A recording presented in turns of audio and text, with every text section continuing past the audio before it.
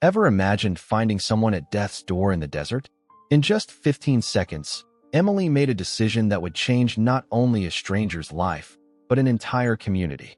What she didn't know, that unconscious man was a billionaire, and her simple act of compassion would trigger an unimaginable transformation. Discover how a single act of kindness can change the world. Subscribe to the channel and comment where you're watching this incredible story that's moving the nation. The sun had barely crested the jagged horizon when Emily Parker's feet hit the worn wooden floorboards of her bedroom. At 19, her hands already bore the calluses of someone twice her age, testament to years of hard work on their struggling ranch in the unforgiving Arizona desert.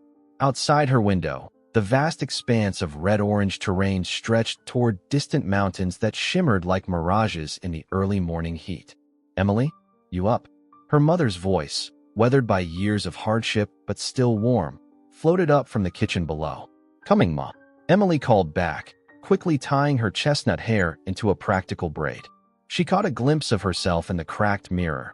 Hazel eyes that had seen too much hardship stared back at her from a sun-bronzed face scattered with freckles. Too thin, her mother always worried, but wiry and strong from daily labor. The small two-bedroom house they called home had been in the Parker family for 3 generations.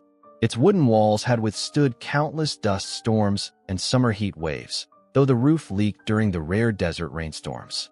Pictures of Emily's father, gone 5 years now after a farming accident, adorned the living room walls, his smile frozen in time. As Emily descended the creaking staircase, the aroma of coffee and reheated biscuits filled the air. Her mother, Sarah Parker, stood at the stove, her once auburn hair now streaked with gray, her slender frame slightly stooped from years of bending over crops and tending animals. "The McAllister place got bought out yesterday," Sarah said without preamble, placing a chipped plate of food before her daughter. "Third family this year to give up and move to Phoenix." Emily nodded, understanding the implications. Water was becoming scarcer every year, and small ranchers like them were barely hanging on. "We're not selling, Ma. This is our home." Sarah's tired eyes softened. "I know, sweetheart. Your father would have wanted us to stay and fight." After breakfast, Emily headed to the small barn where Thunder waited. The muscular paint horse nickered softly at her approach, his black and white coat gleaming despite the dusty surroundings. He had been a gift from her father on her 12th birthday, just a gangly colt then, now her most trusted companion. "Morning, boy," Emily murmured, running her hand down his strong neck. "Ready for another day?" Thunder nudged her pocket, searching for the apple slice he knew would be there. Emily laughed, a rare sound these days, and produced the treat. "You know me too well," she smiled, resting her forehead against his for a moment before beginning to saddle him. The day's work stretched before them, checking on the small flock of desert-hardy sheep that provided their meager income, inspecting fences damaged by coyotes, and the 4-mile ride to their precious water source, a small spring that hadn't yet dried up despite 3 years of drought. "Emily," her mother called from the porch, waving a battered canteen. "Take extra water today. Radio said it might hit 108 by noon." Emily nodded, securing the canteen to her saddle. The weight of responsibility sat heavy on her shoulders. Most girls her age were in college or working in air-conditioned buildings in the city. Her high school friend Lily had left for ASU on a scholarship last fall, her letters full of stories about parties and classes and a world Emily could scarcely imagine. "We'll be back before sundown," Emily called, clicking her tongue to signal Thunder forward. The horse moved with confident strides, navigating the rocky terrain with practiced ease. As they rode away from the homestead, the morning silence broken only by Thunder's hoofbeats and the occasional bleat of sheep, Emily allowed herself a moment of wistful thinking. Sometimes she dreamed of another life, one with less hardship and more opportunity. But then she would look at the sweeping vistas of her home, the desert painted in hues of amber and crimson, the distant mesas standing like sentinels, the vast blue sky that seemed to touch eternity, and know that despite everything, this land was in her blood. Thunder snorted and shook his mane as they crested a small rise. Today would be like any other day, Emily thought, hard, hot, and honest. She had no way of knowing how wrong she would be. The morning progressed as it typically did for Emily, with the blistering Arizona sun climbing higher in the cloudless sky. By mid-morning, sweat trickled down her back as she guided Thunder and the small flock toward the distant spring. The terrain grew increasingly rugged as they approached a narrow canyon that provided the only reliable passage to water for miles around. "Steady, Thunder," Emily murmured, patting the horse's neck as they navigated a particularly treacherous stretch of loose shale.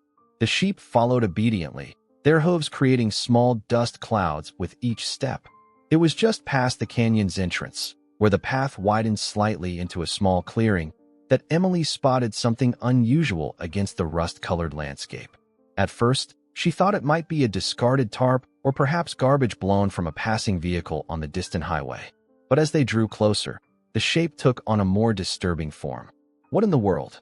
Emily squinted, shielding her eyes from the glare. Thunder's ears pricked forward, his stride becoming hesitant. It was a man, face down in the dirt, unmoving. His clothing was jarringly out of place in these surroundings. Expensive-looking slacks, a once crisp button-up shirt now filthy with dust and sweat, and what appeared to be designer shoes, completely impractical for desert terrain. Emily pulled Thunder to a halt about 20 feet away, her heart hammering in her chest. "Hello," she called out, her voice sounding thin in the vast silence. "Sir, are you okay?" No response came from the motionless figure. Emily's mind raced with conflicting thoughts. Her first instinct was to help, but caution restrained her. Just last month, Sheriff Daniels had warned everyone at the community meeting about a string of robberies in Yavapai County. Criminals setting up fake emergencies to lure Good Samaritans into traps. "What do you think, Thunder?" she whispered, scanning the surrounding terrain for signs of an ambush. The narrow canyon walls could easily conceal others waiting to spring a trap. Thunder, usually skittish around strangers, merely stood calmly, occasionally pawing at the ground. If there was danger, he showed no sign of sensing it. Emily chewed her lower lip, deliberating. The man hadn't moved at all. If this was a ruse, it was a convincing one. And if it wasn't, if this was truly someone in desperate need, could she live with herself if she rode away? Dad would stop, she murmured to herself, thinking of her father's unwavering moral compass.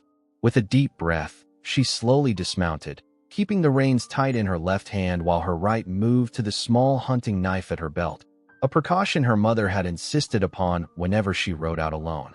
"Stay, Thunder. Watch the sheep," she commanded softly, approaching the prone figure with measured steps, each footfall deliberately placed to allow for a quick retreat if necessary. As she drew closer, details became clearer. The man's hands were raw and bloody, likely from attempting to crawl across the sharp desert terrain. His dark hair was matted with sweat and dust. An expensive watch still adorned his wrist, which struck Emily as odd.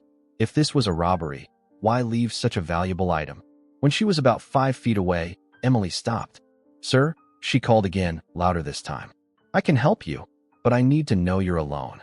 The man's fingers twitched slightly, and a weak groan escaped his parched lips. He tried to lift his head, but managed only to turn it slightly to the side, revealing a face that, despite being sunburned and dirt-streaked, was handsome in a refined, city-dwelling way. His eyes fluttered open, blue as the desert sky, but glazed with confusion and pain. "Water," he rasped, the single word clearly requiring immense effort. Emily hesitated just a moment longer before making her decision. Keeping a safe distance, she unhooked the canteen from her belt and cautiously approached, kneeling beside him, but still positioned to spring away if needed. "Here," she said, unscrewing the cap and gently lifting his head just enough to help him drink. "Slowly now. Too much at once will make you sick." The man sipped desperately at first, then managed smaller, controlled swallows as Emily carefully rationed the precious liquid. After several moments, his eyes seemed to focus more clearly on her face. "Thank you," he managed, his voice slightly stronger. "They left me to die." "Who did?" Emily asked, her wariness not entirely gone. "Driver and guide," he whispered. "Took everything, my phone, wallet." Emily frowned, looking around again. They were at least 15 miles from the nearest paved road. How long had this man been out here, exposed to the merciless desert sun? Thunder's sudden snort drew her attention. The horse was looking toward the canyon entrance, ears forward in alert attention. Emily tensed, scanning the rocky outcroppings for movement. Are you expecting someone to come back for you? She asked sharply, her hand returning to the knife at her belt. The man's eyes widened with fear. No, he gasped. Please, don't leave me here. Thunder's ears remained perked, his posture alert as Emily scanned the horizon. The desert wind whistled softly through the canyon walls, stirring up small dust devils that danced across the parched earth. After a tense minute, the horse relaxed, returning to his casual stance. Whatever had caught his attention was either gone or had never been a threat at all. Emily turned back to the man, studying him with cautious eyes. His expensive clothes were torn and filthy, his face burned red from sun exposure, with patches of skin beginning to blister. Without intervention, he wouldn't survive another day in this heat. What's your name? She asked, still maintaining enough distance to react if needed. Richard, he managed, his voice slightly stronger after the water. Richard Davenport. The name meant nothing to Emily. Out here, 30 miles from the nearest small town and over 100 from Phoenix, the comings and goings of city people rarely touch their lives. I'm Emily Parker, she replied, unscrewing her canteen again to give him another controlled sip. What happened exactly? How'd you end up way out here? Richard closed his eyes briefly, as if gathering strength. Business trip to Arizona. Hired a driver and guide for sightseeing before meetings. His breathing was labored between phrases. They drove me out to see some authentic desert landscapes. Walked a bit from the Jeep, then they pulled guns. Took everything. Watches, wallet, phone. Made me walk at gunpoint, then knocked me down and left. Emily frowned, conflicted emotions battling within her. If his story was true, he desperately needed help. But could she trust him? Her mother was expecting her home by sundown, and helping this stranger would mean abandoning her daily responsibilities. Miss Parker, Richard said, seeming to read her hesitation, I understand your caution. I'd be suspicious too, but I swear to you, I'm not a threat. Emily stood up, pacing a few steps away while keeping him in her sideline. Thunder watched her curiously, occasionally glancing at the man on the ground. How do I know you're telling the truth? She asked bluntly. These canyons are miles from any tourist route. No guide would bring visitors here. Richard attempted to push himself up on one elbow but failed, collapsing back to the ground with a groan. They weren't legitimate guides. I realized too late. Probably found me at the hotel bar, easy target. Sheriff Daniels' warnings echoed in Emily's mind. There had been reports of scammers targeting wealthy tourists in Phoenix and Sedona. Some victims had been robbed and abandoned, though none as far into the wilderness as this. Listen, Emily said, I need to think this through. She walked back to Thunder, stroking his nose while her mind raced. The responsible choice would be to leave the man with water and ride to the ranger station. But that was nearly 2 hours away, and by the time help returned, the desert heat might have claimed him. What would you do, boy? She whispered to Thunder. The horse nickered softly, and, to Emily's surprise, took a few steps toward Richard, stretching his neck to sniff the prone figure. Thunder was an excellent judge of character. He'd once nearly kicked a cattle buyer who'd later been arrested for fraud. Richard remained still, allowing the horse to investigate him. Nice horse, he murmured. What's his name? Thunder, Emily replied, watching the interaction carefully. Hello. Thunder, Richard said quietly. I could really use your help, big guy. The horse snorted once, then calmly returned to Emily's side, showing none of the agitation he typically displayed around people he distrusted. Emily sighed, her conscience warring with caution. Her father's voice seemed to whisper in her ear. Sometimes doing the right thing isn't the same as doing the safe thing, Emmy. She looked back at her small flock of sheep, now seeking shade against the canyon wall. They would be fine for a while, but she couldn't leave them indefinitely. If I help you, she said firmly, you need to understand something. I'm not taking you to my home. I'm taking you to Copper Springs, the nearest town. It's a hard ride in your condition, and we need to move soon before the worst heat of the day. Relief flooded Richard's features. Thank you, he breathed. I don't deserve your kindness, but I swear I'll repay it somehow. Don't make promises you can't keep, Emily replied, unsentimental. First, let's see if you can even stand. She approached him cautiously, still alert for any sudden movements. I'm going to help you up, but I'm warning you. I've been throwing hay bales since I was 12, and I carry a knife. Don't try anything. Richard nodded weakly. Wouldn't dream of it. You're saving my life. As Emily carefully helped him to his feet, his legs buckled immediately. His skin burned with fever, and she realized the severity of his dehydration and exposure. This wouldn't be a simple rescue. Looking from the struggling man to Thunder, then back to her sheep, Emily Parker faced the most difficult decision she'd made since taking over the ranch after her father's death. Whatever choice she made now would change the course of her day, and perhaps much more. "All right, Richard, we're going to take this slow," Emily said, her decision made. She couldn't, leave this man to die, regardless of the inconvenience or potential risk. "I need to round up my sheep first and get them to a safe spot." Richard nodded weakly, slumping back to the ground as Emily quickly guided her small flock into a natural enclosure formed by the canyon walls. It wasn't ideal, but the sheep would have shade and protection from predators for a few hours. "They'll be okay here until I can come back for them," she explained, more to herself than to Richard. She scattered some feed and checked that the small spring provided enough water for their temporary stay. Returning to Richard, Emily assessed the situation with practical efficiency. "You can't walk, and I can't carry you. That means you'll have to ride Thunder." "I don't know if I can stay mounted," Richard admitted, his voice faint. "I haven't been on a horse since summer camp as a kid." Emily's mouth set in a determined line. "Then we'll make it work another way." With methodical movements, she adjusted Thunder's saddle, loosening the girth slightly before approaching Richard again. "I'm going to help you stand. When I say so, I need you to use whatever strength you have left to pull yourself onto Thunder. I'll steady you." It took 3 painful attempts before Richard managed to drape himself over the saddle.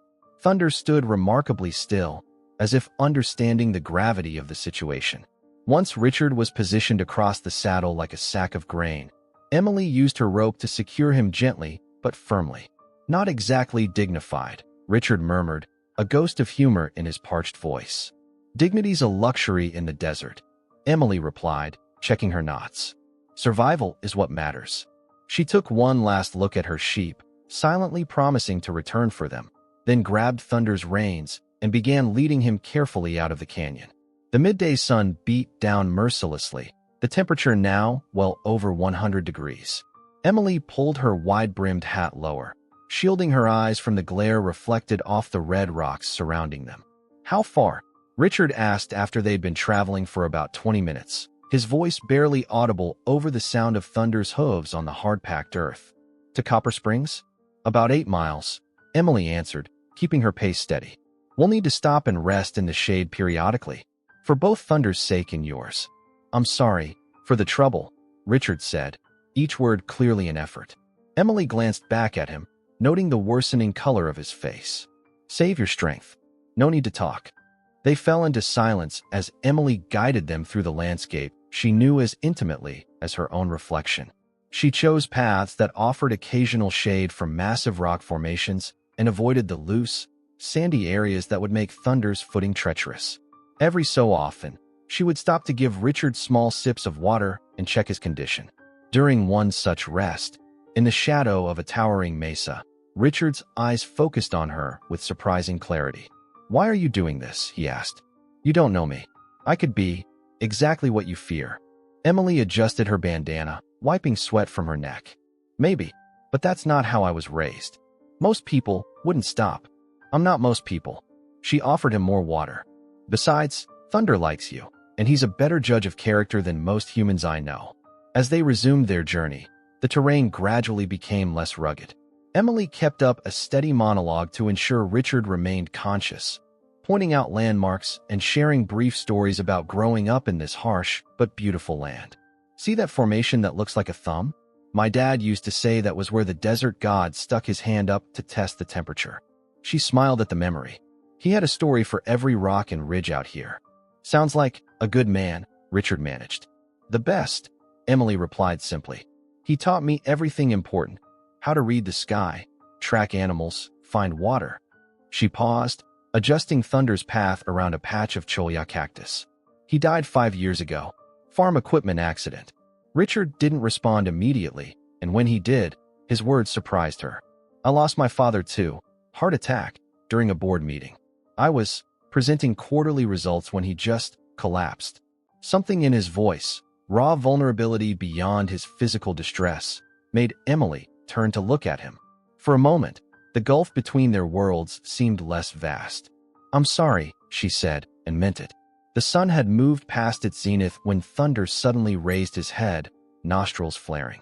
Emily tensed, scanning their surroundings, then relaxed as she recognized what had caught his attention: the distant shimmer of Copper Springs Water Tower, barely visible on the horizon. "We're getting close," she told Richard, whose responses had become increasingly infrequent. "Just another hour or so. Stay with me." She quickened their pace slightly, worry gnawing at her as she noted Richard's labored breathing.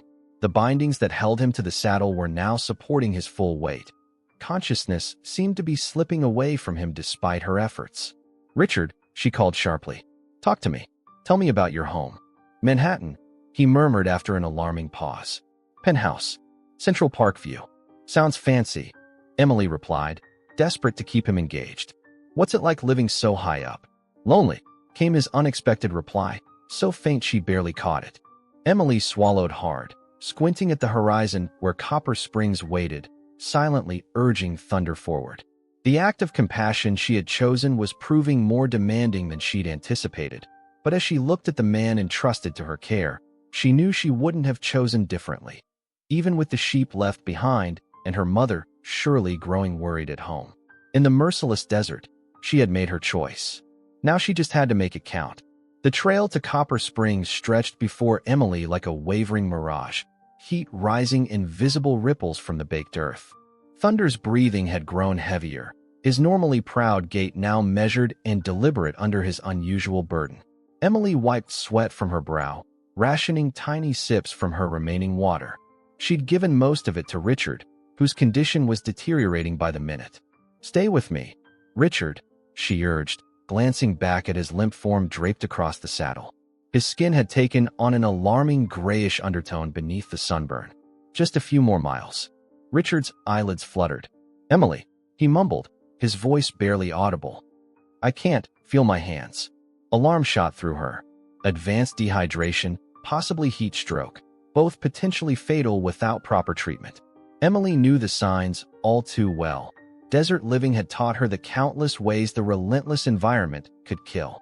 "Tell me about your business," she prompted, desperate to keep him conscious. "What kind of work takes a man in fancy shoes into the desert?" A weak cough served as Richard's laugh. "Technology, renewable energy." His words slurred together. Ironic, dying of thirst while researching water conservation systems. Emily adjusted their course, guiding Thunder through a narrow passage between two towering rock formations. The route was slightly longer but would provide precious minutes of shade. "You're not dying today," she declared firmly. "Not on my watch." As they moved through the shadowed passage, Thunder suddenly balked, front hooves planting stubbornly into the ground. "What is it, boy?" Emily stroked his neck, scanning their surroundings. Her body tensed as she caught sight of movement ahead, a flash of tawny fur disappearing behind a boulder.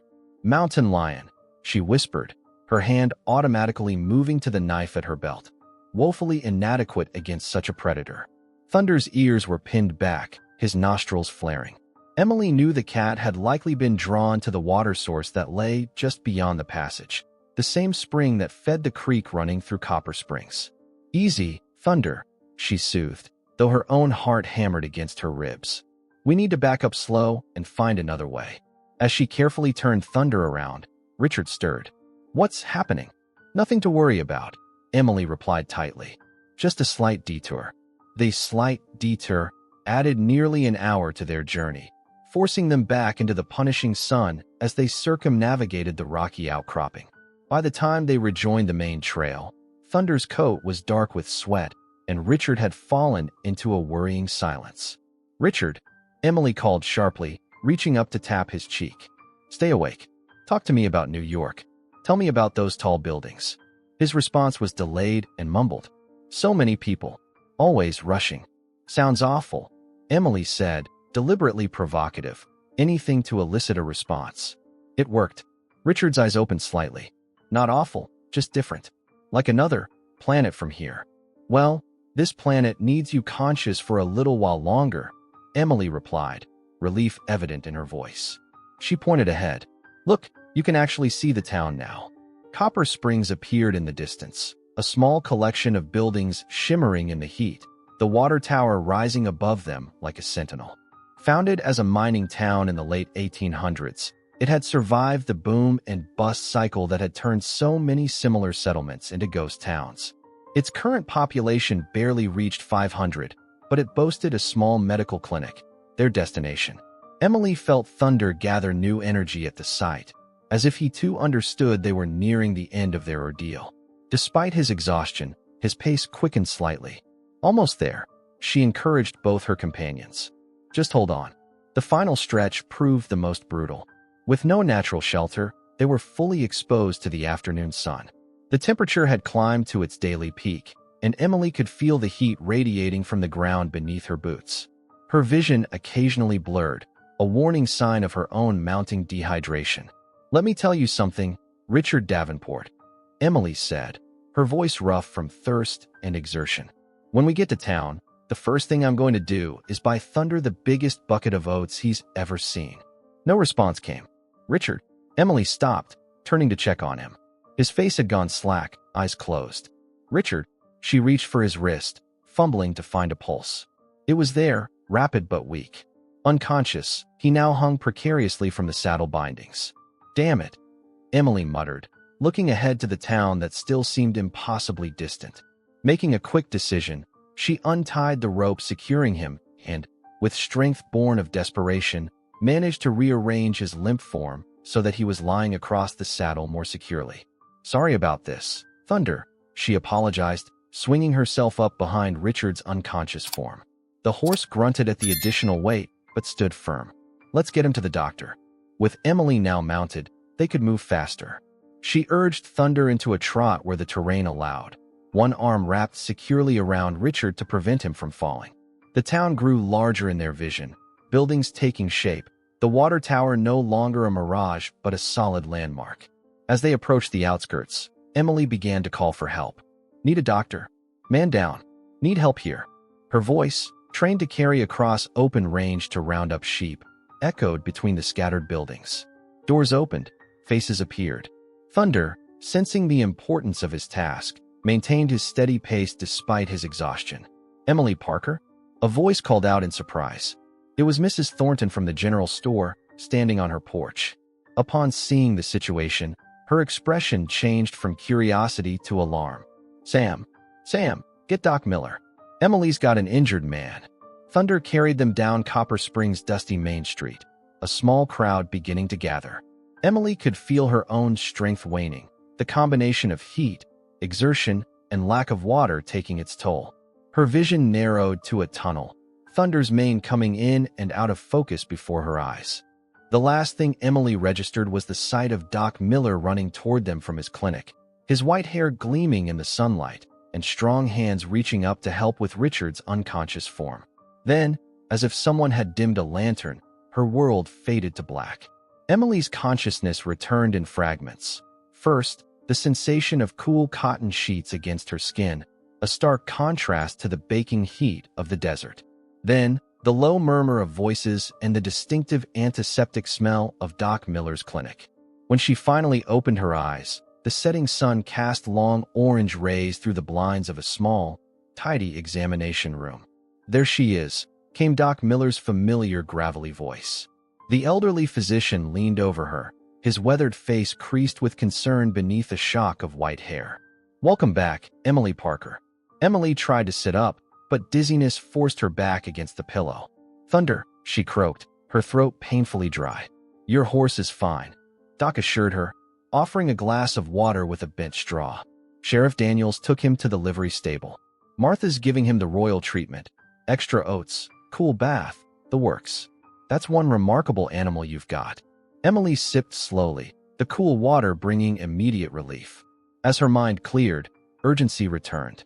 "The man, Richard, is he alive, thanks to you?" Doc Miller sat on a wooden stool beside the examination table. "Another hour out there, and we'd be having a very different conversation. Severe dehydration, second-degree sunburns, early stages of heat stroke. But he's stabilized now. Got him on 4 fluids in the next room." Relief washed over Emily, followed immediately by a new concern. "My sheep, I left them in the canyon." and my mother will be worried sick. Already taken care of, came another voice from the doorway. Sheriff Tom Daniels stepped into the room, his tall frame filling the small space. Despite being in his 50s, the sheriff moved with the easy confidence of a much younger man. I radioed your mother from the station. She knows you're safe, and I've sent the Wilson boys to round up your sheep.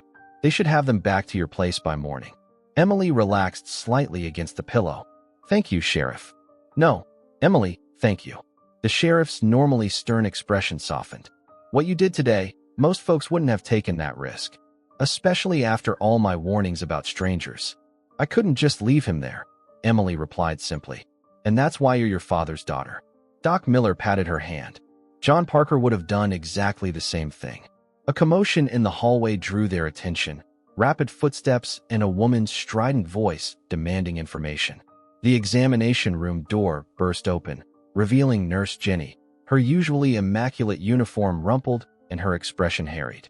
Doc, I can't keep him down. He insists on. Sir, you need to get back to bed immediately. Behind her appeared Richard Davenport, barely upright, leaning heavily against the doorframe. He was dressed in borrowed clothes too large for his frame, likely Doc Miller's spare set, and 4-line was still attached to his arm, the fluid bag clutched awkwardly in his hand. His face was alarmingly pale beneath the sunburn, but his blue eyes were clear and determined as they fixed on Emily. You're awake, he said, relief evident in his voice. So are you, Emily countered, though you don't look like you should be standing.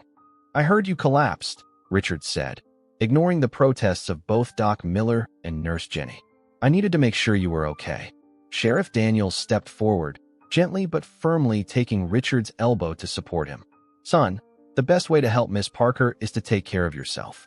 You're no good to anyone if you fall and crack your head open on these tile floors. Richard reluctantly allowed himself to be guided to a chair beside Emily's examination table. The sheriff told me what you did, he said, his voice gaining strength. You risked everything for a complete stranger. Emily felt uncomfortable under his intense gaze. Anyone would have done the same. No, Richard said firmly. They wouldn't have.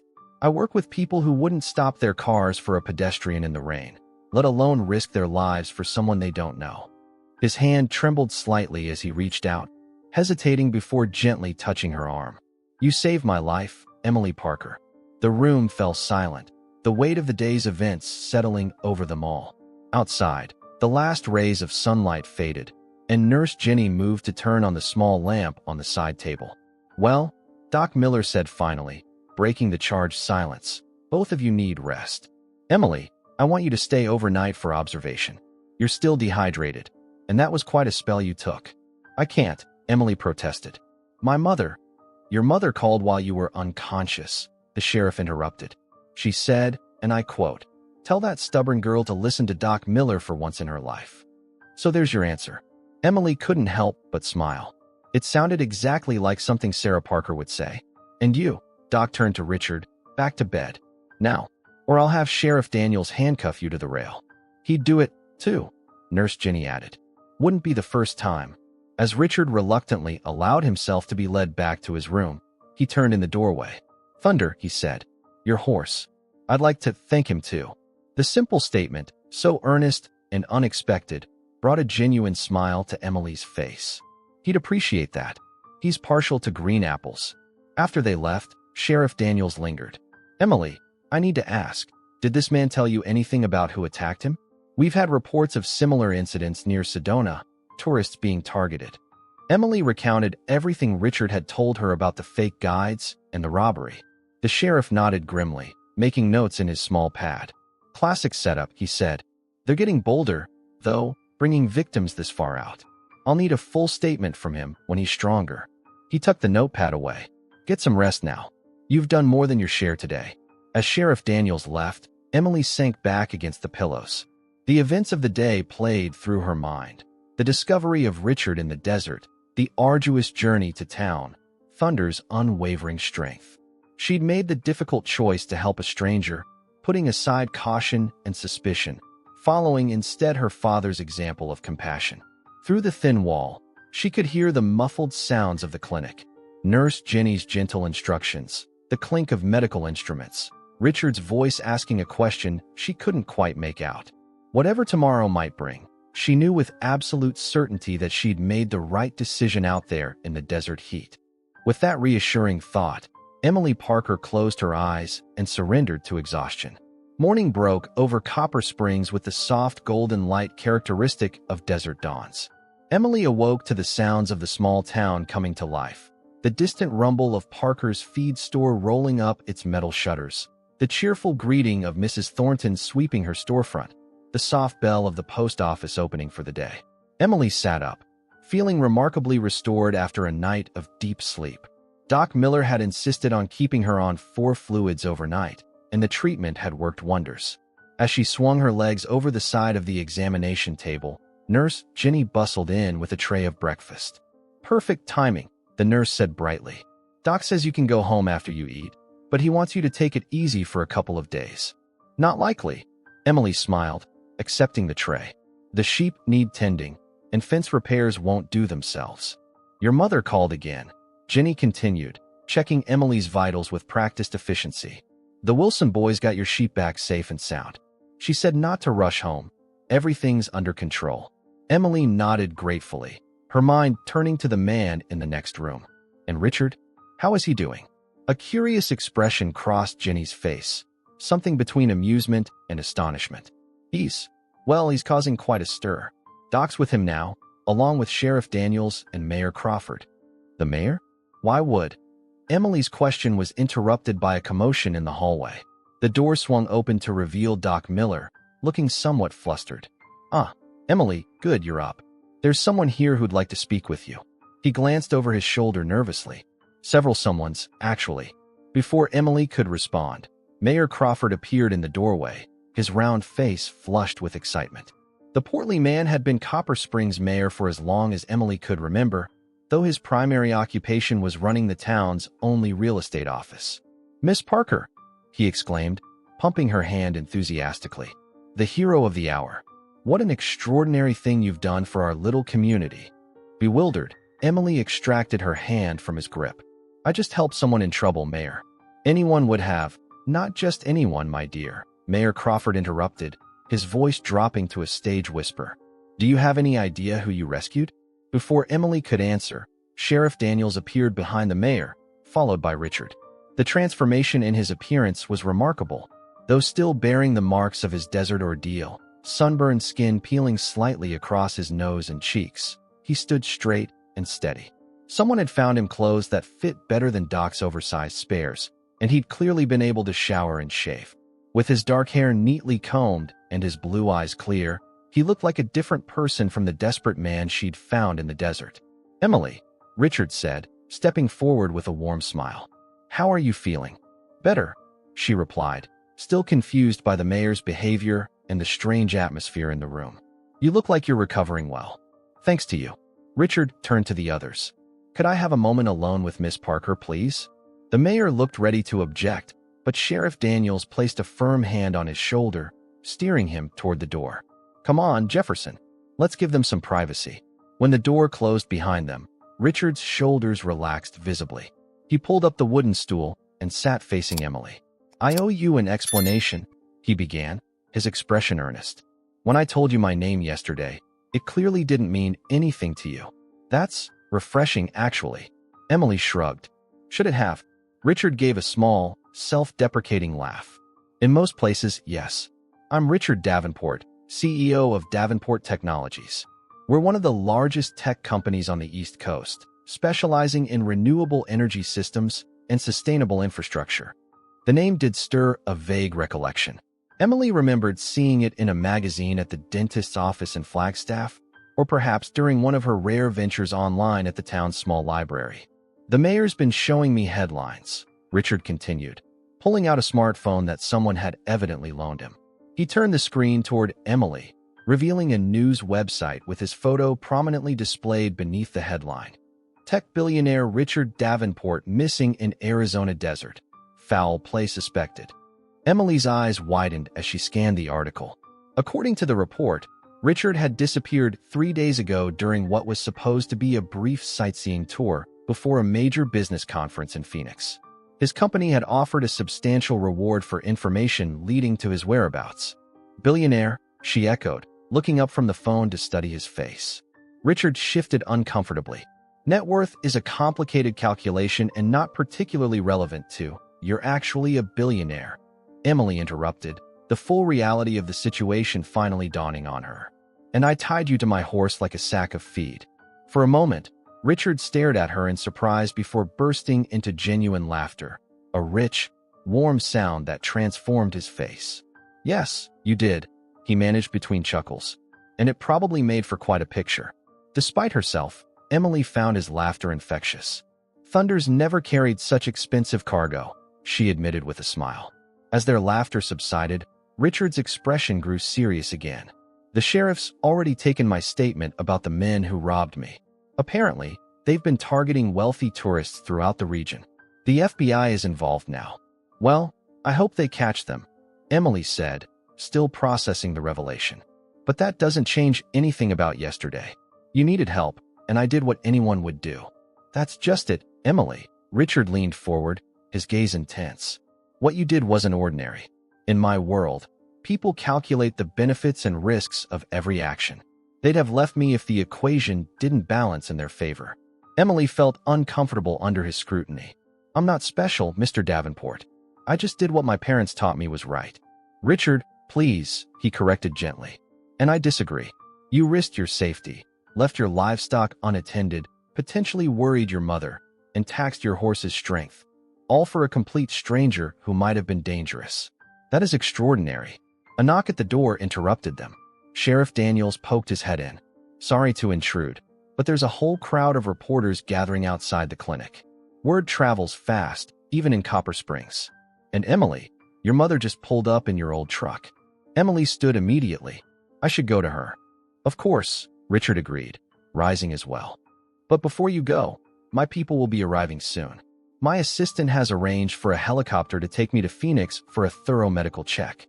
I'd like to speak with you and your mother before I leave, if that's all right."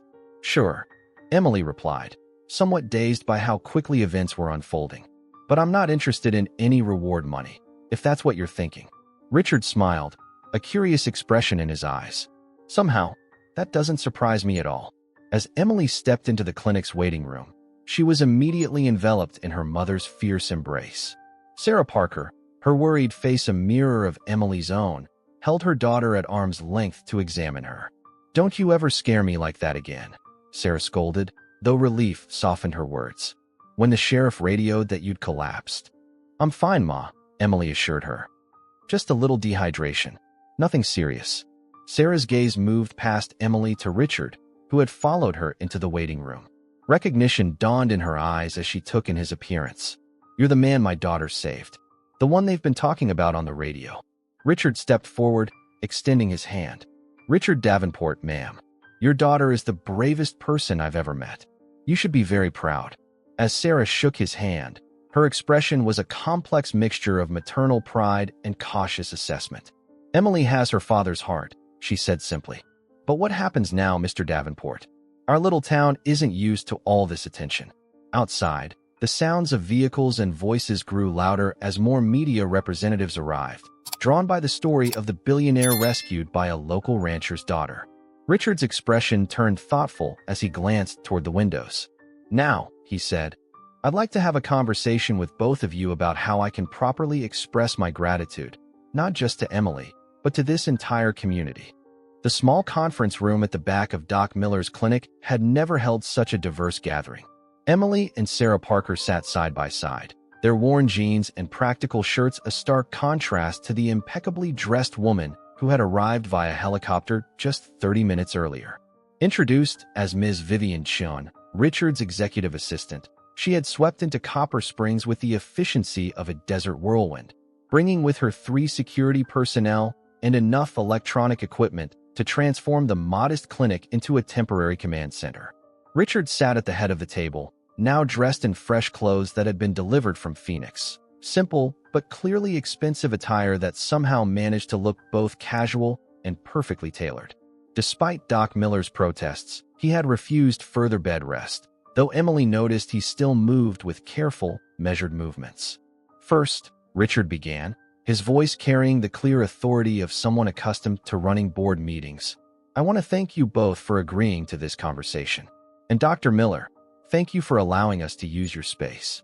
Doc Miller, standing near the door, nodded gruffly. Just don't overtax yourself, Mr. Davenport. Doctor's orders.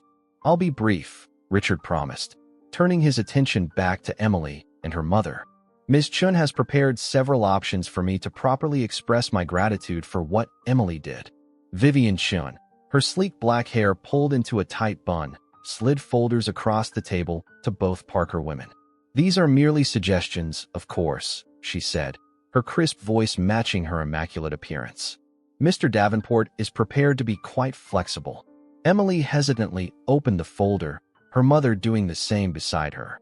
The first page contained a list of options. Full college scholarship to any university of Emily's choosing, new ranch equipment and livestock, complete renovation of the Parker homestead, new vehicle to replace their aging truck, cash compensation, amount to be determined.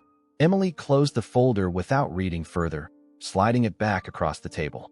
I appreciate the gesture, Mr. Davenport, but I wasn't expecting anything in return. Emily, her mother said softly, a note of caution in her voice. It's all right, Mrs. Parker. Richard held up a hand. I anticipated this response. He leaned forward, his gaze fixed on Emily. I understand your reluctance. From your perspective, you simply did what was right, what anyone would do. But from my perspective, your actions were extraordinary, and I believe in acknowledging extraordinary actions. The scholarship alone is worth over $200,000, Ms. Chin interjected, her tone suggesting she was trying to make Emily understand the magnitude of what was being offered. Sarah Parker's fingers tightened on the edge of the folder.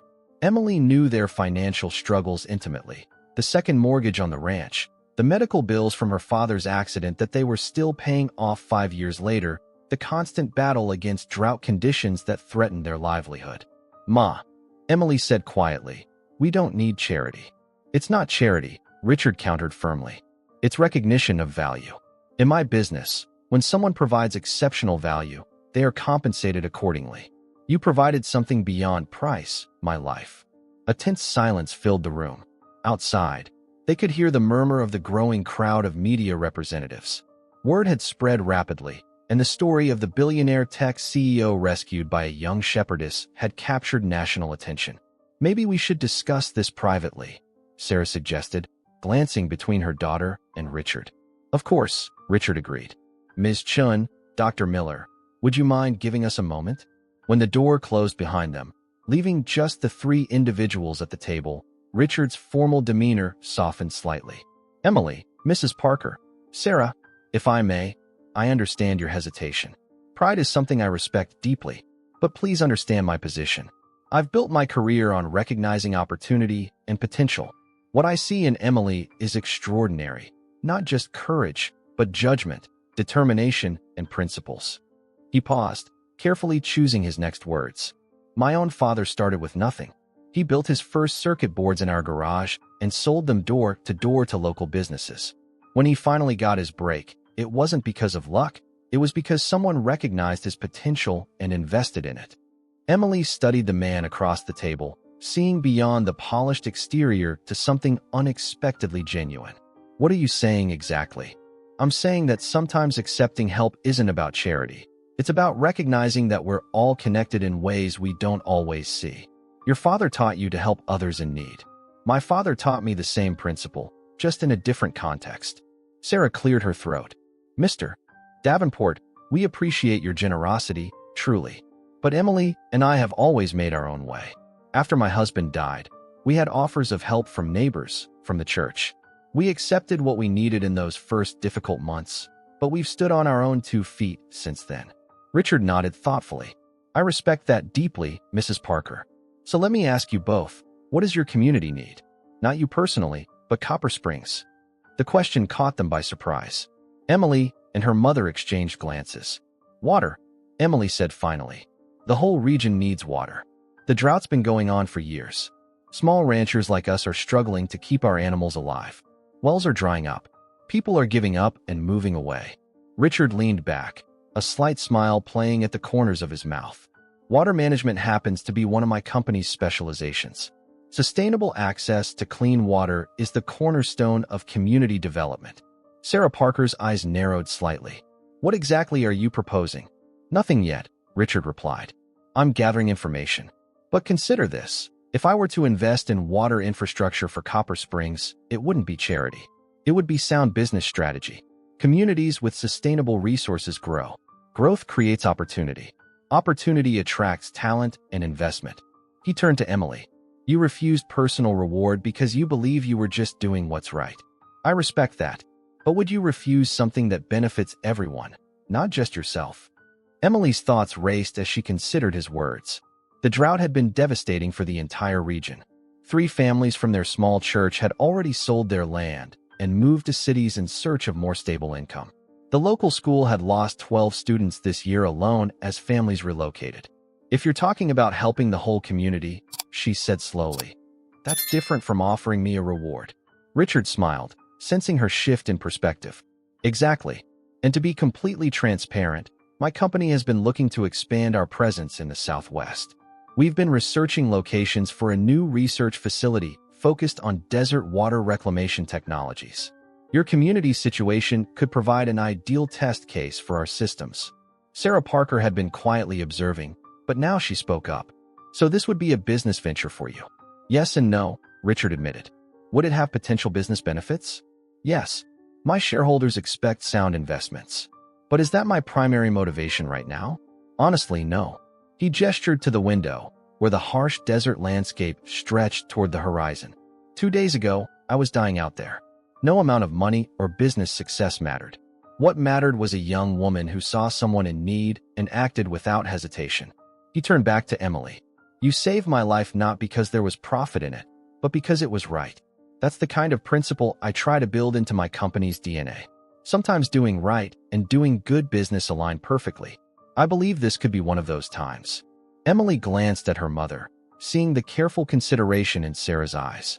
The offer was evolving into something different from what they had initially expected, not a personal reward, but a potential partnership that could benefit the entire community. We would need to talk to other people in town, Emily said finally. This isn't just our decision. Of course, Richard agreed readily. I wouldn't want it any other way. Community buy-in is essential for any project like this. He paused, studying Emily's face. But I need to know, are you open to the possibility? Not as payment for what you did, but as a way forward that honors the spirit of your actions.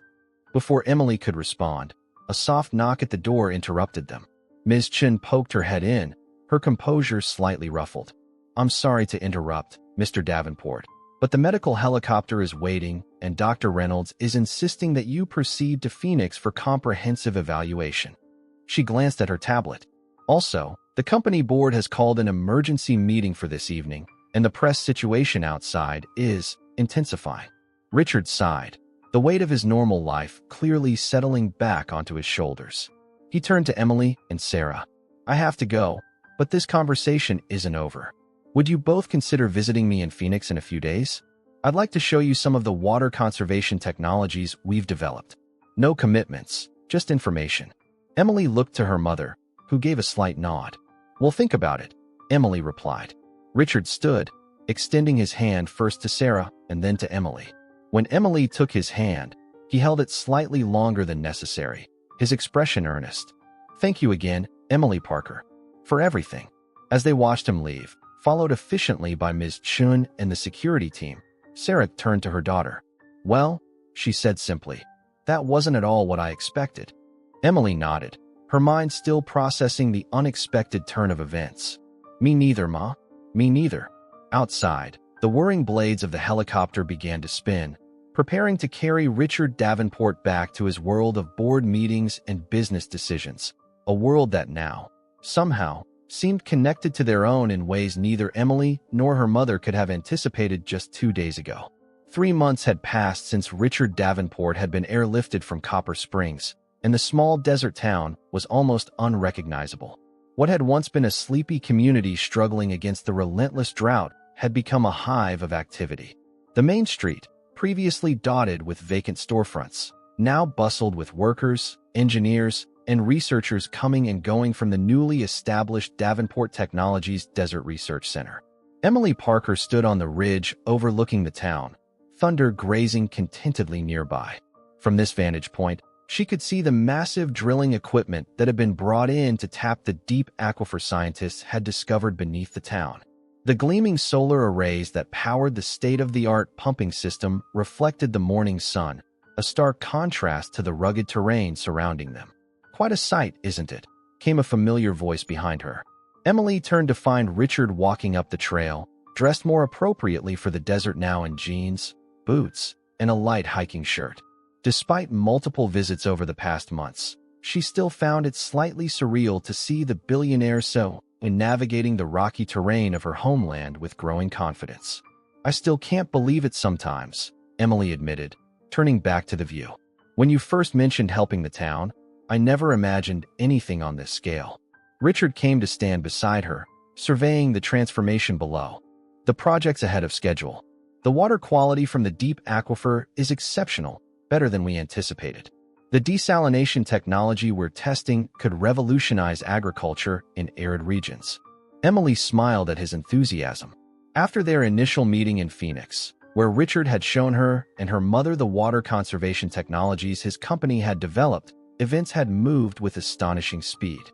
Environmental surveys, geological assessments, community meetings, all had happened within weeks. The Davenport Foundation had purchased the abandoned Hartley Ranch on the edge of town, converting it into a research facility focused on desert water reclamation. "How's your mother adjusting to the changes?" Richard asked, his tone softening. "She's busier than ever," Emily replied. "The new irrigation system you installed at our place means our grazing land is actually green for the first time in years. And with so many workers in town, she's been selling her bread and preserves at Mrs. Thornton's store.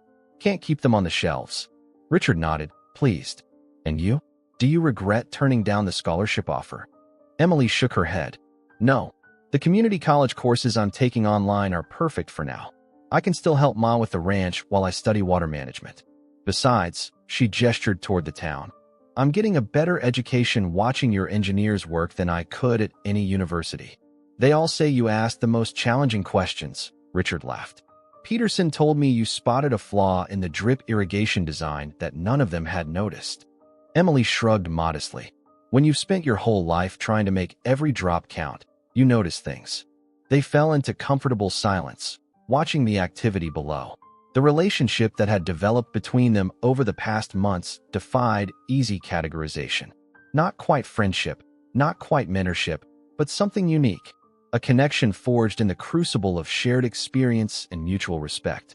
"The town council approved the expansion plans," Richard said after a while. "Construction on the permanent research facility starts next month. We'll be hiring locally for many of the positions." "Mayor Crawford must be beside himself with joy," Emily remarked dryly. "His real estate business hasn't seen this much action in decades." Speaking of the mayor, Richard turned to face her, his expression growing more serious. "He mentioned that you declined his offer to lead the new community water board. He was quite disappointed." Emily sighed, running a hand through her hair. "I'm not a politician, Richard. I'm just a rancher's daughter." "You're much more than that, and you know it," Richard countered. "The people here trust you. You understand the land, the needs of the community, and now you're gaining technical knowledge. You'd be perfect for the position." Emily looked away, uncomfortable with his praise. "I prefer action to meetings. Besides, I've got the ranch to think about." Richard studied her for a moment, sensing there was more to her hesitation. "Is that the only reason? Or is there something else?" Thunder approached, nudging Emily's shoulder affectionately. She stroked his nose, gathering her thoughts before responding. "People are starting to treat me differently," she admitted finally. "Like I've somehow changed because of my connection to you. Mrs. Thornton's daughter asked for my autograph last week. It was weird." Richard nodded understandingly. "Fame, even on a small scale, is uncomfortable. Believe me, I know. It's not even fame, exactly." Emily struggled to articulate her feelings. "It's like they've created this story about me. The simple country girl who rescued a billionaire and brought prosperity to her town. But that's not who I am. I'm just me. The reluctant hero," Richard mused. "I understand that better than you might think. After my first company went public, people started treating me like I had all the answers. The truth was, I was terrified and making things up as I went along. He smiled ruefully. Still am, most days. This confession, so at odds with his confident public persona, surprised Emily. You hide it well. Years of practice, he shrugged. But here's what I've learned. Emily, sometimes we have to step into roles we don't feel ready for, because we're the ones who can make a difference. The sound of an approaching vehicle drew their attention. A white truck with the Davenport Technologies logo came into view on the road below, winding its way toward town.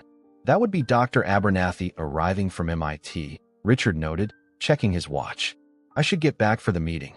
Emily nodded, though she made no move to join him. Richard studied her for a moment longer.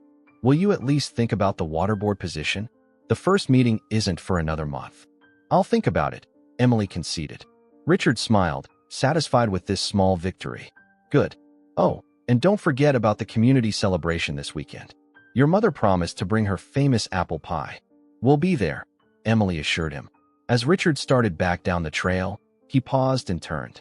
You know, when I first regained consciousness in the desert and saw you, I thought you were a mirage. Emily raised an eyebrow, disappointed to find out I was just an ordinary shepherdess. Quite the opposite, Richard replied, his expression sincere. In my world, Emily Parker, ordinary people who do extraordinary things out of simple decency are the rarest resource of all. With that, he continued down the path, leaving Emily to consider his words. She turned back to the panorama of Copper Springs, noting how the new water tower gleamed in the distance, a symbol of the transformation that had come to her community. Thunder whinnied softly, eager to continue their morning ride. Emily swung herself into the saddle, patting his neck affectionately. Come on, boy, she said, guiding him away from the overlook. We've got sheep to check on. As they rode along the ridge, Emily reflected on the strange turn her life had taken. 3 months ago, she had been a struggling rancher's daughter with limited prospects, the weight of a failing farm on her shoulders. Now, possibilities stretched before her like the vast desert horizon: education, opportunity, influence. Yet for all the external changes, Emily realized that her core remained the same. She was still guided by the simple principles her parents had instilled in her. Work hard, tell the truth, help others when you can. Those values had led her to stop for a stranger in the desert, and they would continue to guide her path forward, whatever that might be. Thunder picked up his pace as they headed toward home, eager for the greener pastures that now awaited him. A small but meaningful symbol of how one act of compassion had rippled outward, transforming not just the town, but perhaps, in some small way, the world itself. The autumn sun cast long shadows across the newly greened pastures of the Parker Ranch as Emily guided Thunder along the fence line. The transformation of their property over the past 6 months still amazed her. Lush grass where once there had been only dust and scrub, sheep grazing contentedly in fields that had been barren just last spring, and a small but thriving vegetable garden beside the house where her mother experimented with drought-resistant crops. Emily dismounted near the new barn, a structure that had replaced their weathered old shed thanks to the community rebuilding project.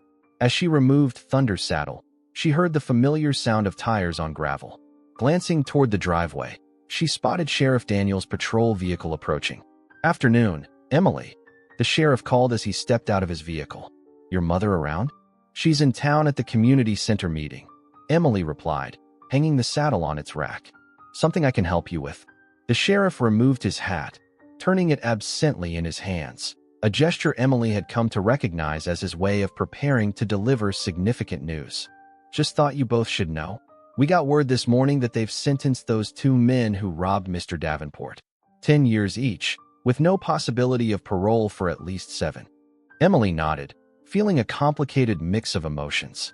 The trial had been headline news throughout Arizona, with Richard testifying about his harrowing experience. Emily had been called as a witness too, an experience she had found deeply uncomfortable despite Richard's supportive presence. Good, she said simply. They could have killed him. They nearly did, the sheriff agreed. By the way, that piece on you aired last night on the national news. Did you see it?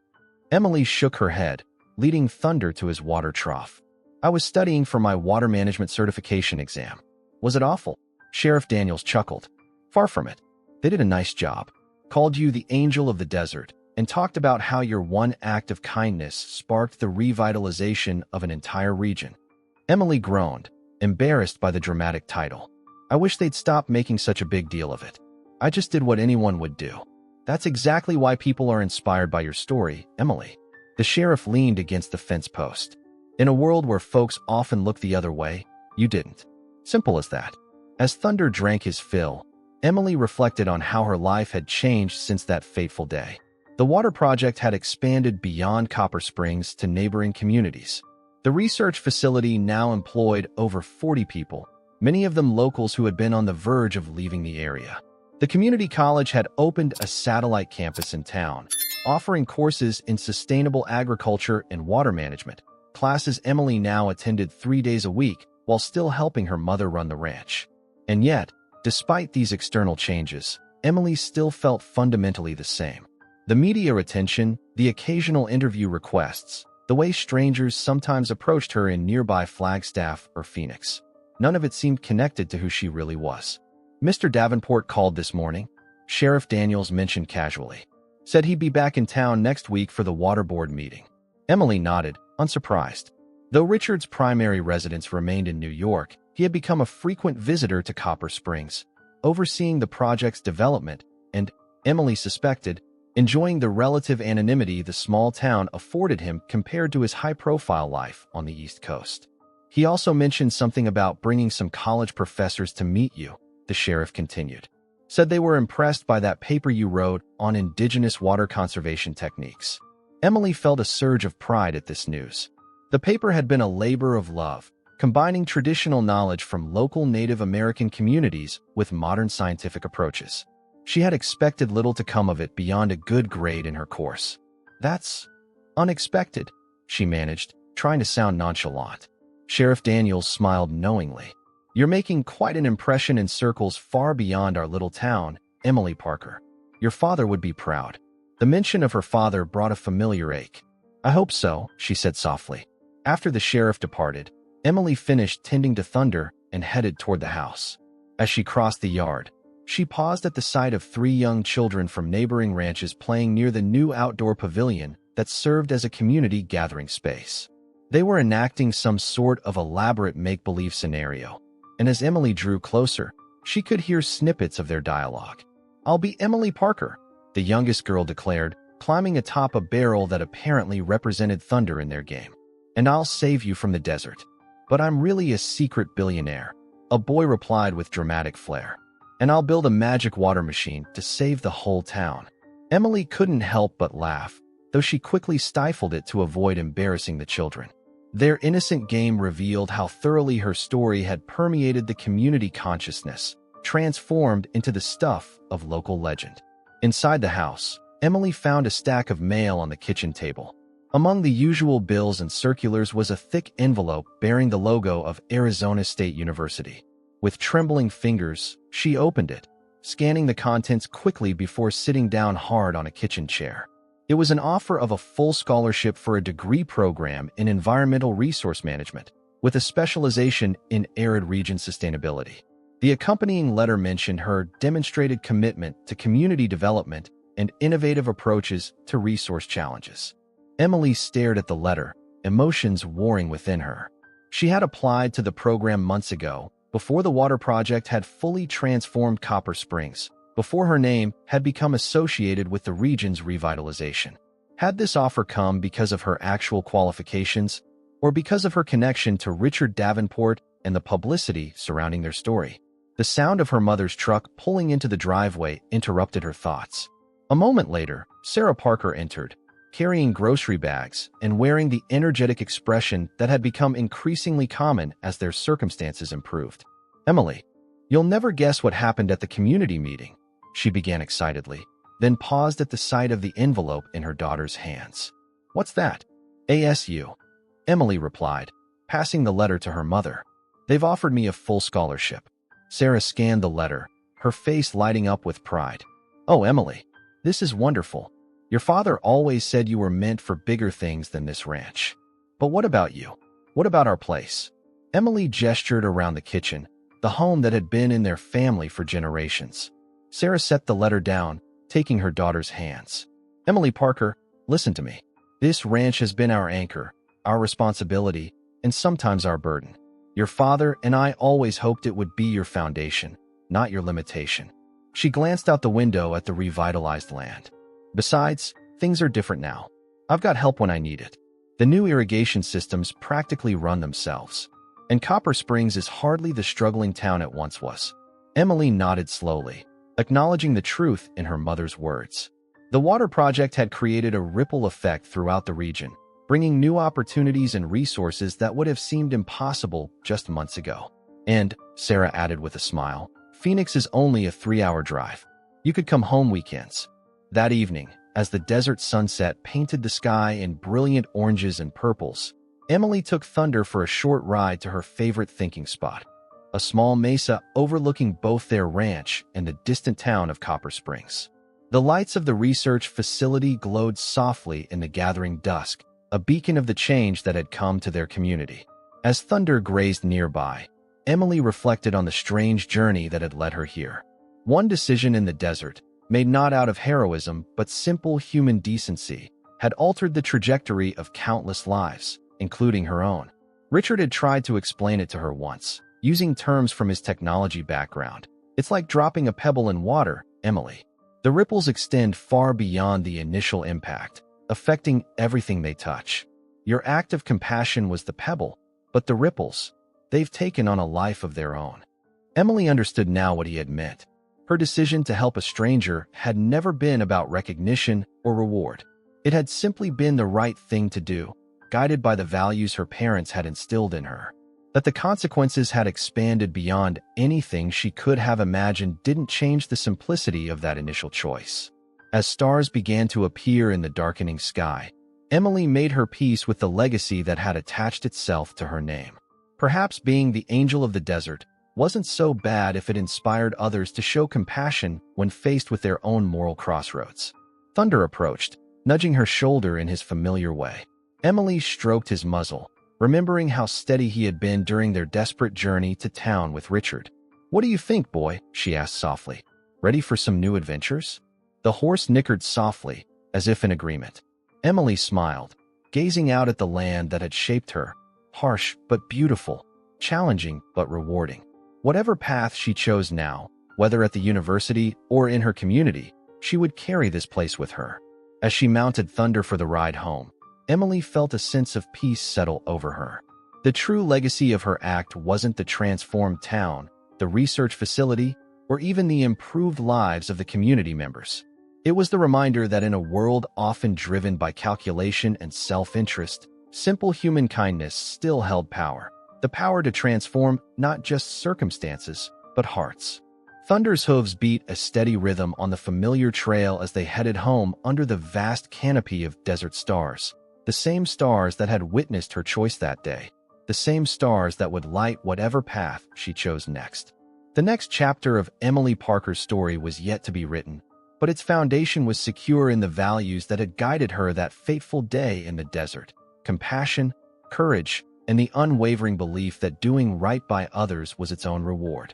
Give this video a thumbs up, subscribe to the channel, hit the bell, and if you've watched this far, comment, "I watched till the end," and share your thoughts on this story. Oh, and don't forget to watch the next video that appears in the end screen. It's super exciting.